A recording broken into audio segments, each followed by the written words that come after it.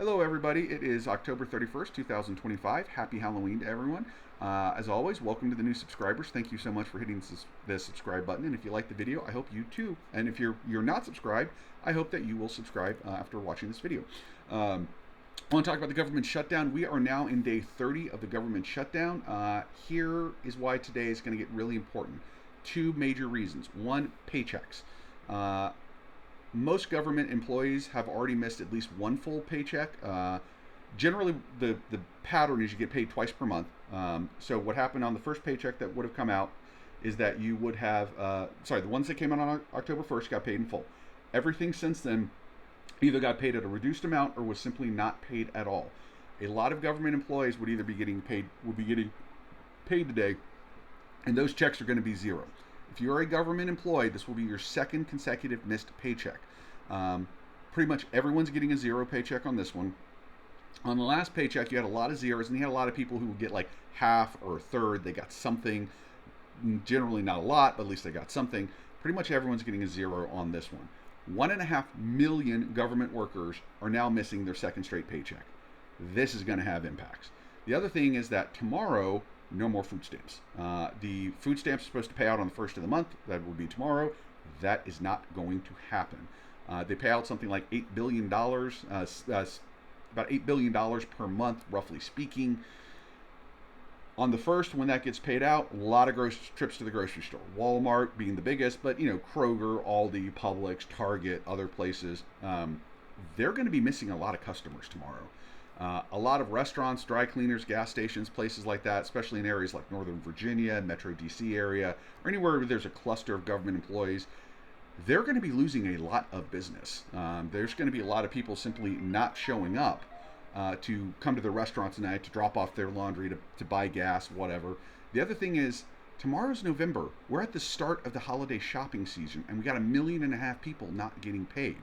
That's not including thousands and thousands and thousands of private contractors who have government contracts who are also not getting paid, many of whom are simply being laid off by their businesses right now because their businesses are saying, we're not getting paid, we got to cut overhead any way we can, hopefully we can rehire you when this is all over. But the job losses are mounting. And again, with 1.5 million government workers, although they have not been fired, they are not getting paid. From an economic standpoint, they might as well be unemployed. So the economic ripple effect of this is growing fast, and starting tomorrow, it is going to grow much faster. The other big problem is going to be the airlines. TSA is not getting paid, and air traffic control is not getting paid. They have not been paid in weeks. They have all missed, by tomorrow, they will have all missed at least 2 paychecks. You're going to have a lot of absenteeism. So maybe you've got an airport, you have 5 TSA lines. Maybe you only have enough personnel to work 4 of them. You've now lost 20% of your capacity. Hello, long lines. We've had thousands of flight delays just in the past few days because there's not enough air traffic controllers. Today's payday. They're not getting paid. What do you think is going to happen next week? It's going to be even worse. The airlines have come out and basically said, by the way, let me back up. Political calculus on the part of the Democrats is that if we keep the government closed long enough, and yes, they have now voted at least 13 times to prevent the government from reopening. By the way, the CR, the Clean Resolution, keeps funding at Biden era levels. So it's a Biden budget that they would be keeping funded. The civil service unions have come out and have specifically said to the Democrats, you have to reopen the government. Our people are not getting paid. They can't make their car payment. They can't make their credit card payment. They can't make mortgage payments. You've got to get this open. The civil service unions are a bedrock of Democrat support, and they're turning against the Dems. The airlines have come out and have said, guys, have called out the Democrats and have said, you have to reopen this. United Airline is big on DEI and woke and trans and gay and all that kind of stuff. They really like that stuff. So this is a pretty pro-Democrat airline from at least at the corporate structure. I mean, I understand rank and file is going to be all over the board.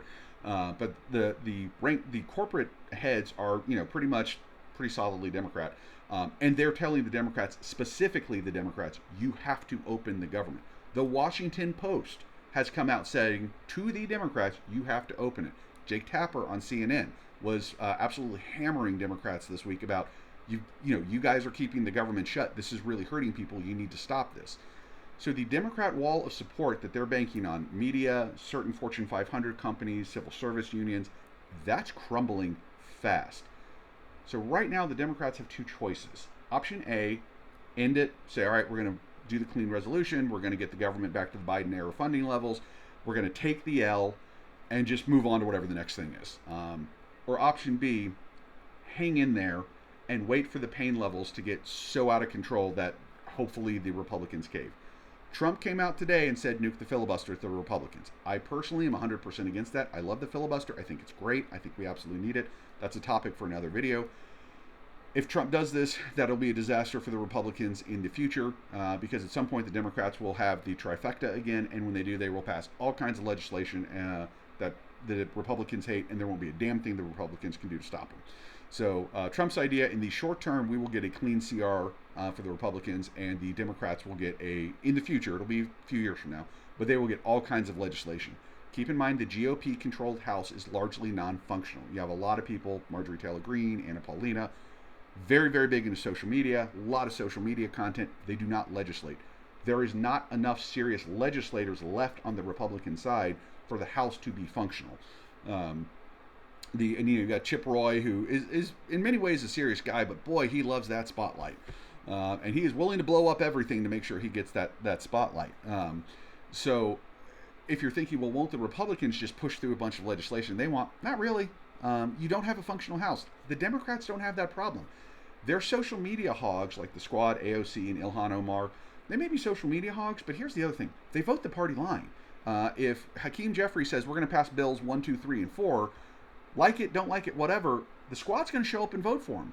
Now, they may immediately run out, they may show up, do the vote, and run right back to their social media, but they're going to get the votes done. The Democrats have a functional House caucus. The Republicans don't. Nuking the filibuster is a huge win for Democrats and an absolute disaster for Republicans.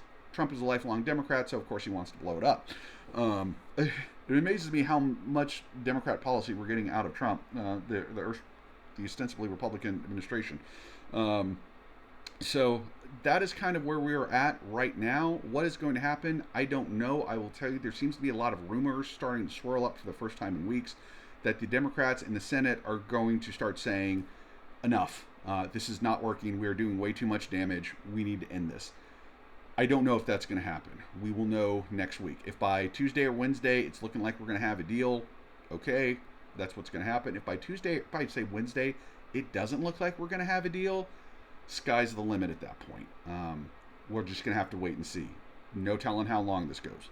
Keep in mind, though, government shutdowns can end very abruptly. On Monday, it looks like there's no hope, and by Thursday, they're voting and passing the deal. So if it sounds like I'm hedging my bets, I am, because I do not know where this is going to go. What I am sure of is that, one, Trump is giving the Republicans the worst instructions in the world. Two, the Democrats are getting their own base, their own pillars of support, are saying, stop it, enough, you've gone too far. And three, the economic pain is about to get really bad.